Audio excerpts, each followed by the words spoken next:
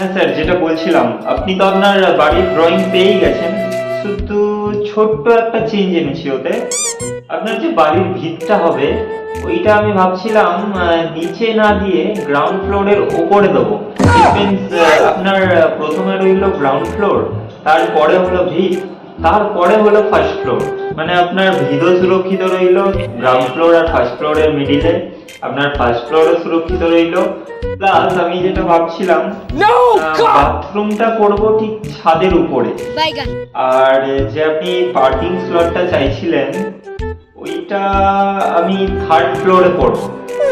আমি রাস্তা করে দেবো, চিন্তা নেই। তো এই হচ্ছে আপনার প্ল্যান। কিন্তু এইটা কি ঠিক হবে? আরে স্যার, এইসব নিয়ে একদম চিন্তা করবেন না। এই সেদিনকে তাজমহলের ড্রয়িংটা আমি তো করে দিয়েলাম। আগ্রার তাজমহল? না না, তাজমহল 2।